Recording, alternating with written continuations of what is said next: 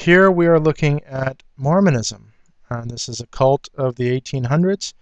Here's the Mormon founders, the first 5 presidents of the Church of Jesus Christ of Latter-day Saints: Joseph Smith, Brigham Young, John Taylor, Wilford Woodruff, and Lorenzo Snow were all Freemasons in the Nauvoo Lodge. All Freemasons, and you can read about that at the British Columbia Grand Lodge. Now they will show you some deception in that lodge with regard to what Freemasonry is, but I showed you in the first section of their writings. Brigham Young revised, you can see here the portrait of Brigham Young and him wearing his pendant or his pin, which was a square and a compass, and there is a clear image of that square and compass. Brigham Young. A look at the weather vane design. That's the square and the compass. Looks like that is a torch. You see now, you saw that in earlier pentagram plates, but these stars, similarity between that shape and this shape in the star, the pentagram. Here's the pentagram in that star once again. Looking at Mitt Romney, now 2012 candidate, Bain and Company. He's a Mormon, and therefore he's a Freemason, because look at what Mormons are. This is an interesting symbol. That is that pyramid symbol. Look at the sly look at this businessman, Mormon businessman. But anyway, we see this that priests do and Freemasons do. You'll see some of that a little bit later. Here's the temple garments, which are the underwear, and the emblem of Freemasonry is embedded in the design of the underwear, the square and the compass. Here's the square and the compass in the underwear. There's the actual image. Here's the compass and the square in the underwear.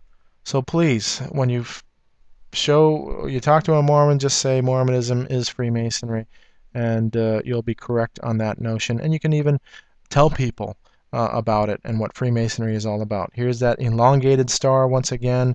This is a museum in Utah with regard to the Mormon Church. I think it's they're showing a history of the Mormon Church. You can see here now, look at this really long elongated star in this room, Mormon room, and going back to that tarot card by Aleister Crowley, and you see the human being, and then the down pointing star representing the fallen angel and the fallen star. They believe Lucifer and Jesus are spirit brothers.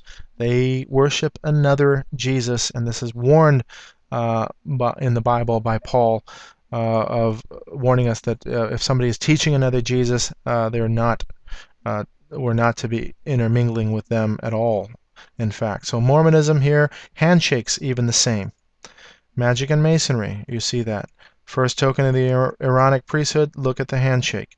Even the rituals themselves, look at that. Tearing, throat cut across here. Tongue, tear the tongue out by the roots. As well, cut out the chest and pull out the heart and lungs here and here in Mormonism, and then tear out the bowels right here, and you can see here. Same rituals in Freemasonry. Come on, people, understand. This is in their this is what they're doing. These are now Mormons doing that. They're not Masons. Look, even the aprons are the same.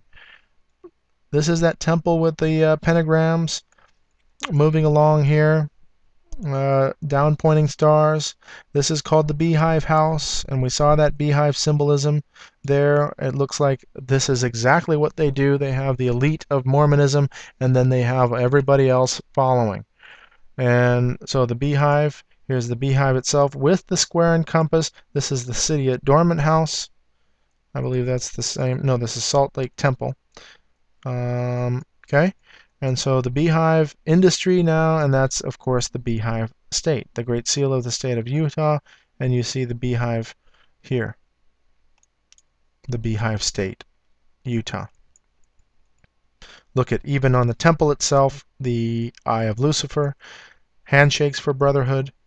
You have all of this occult symbols of the sun, and here's the eye, sun, moon, fiery stones, cloud stones with rays of light. Now you have here also Egyptian hieroglyphs,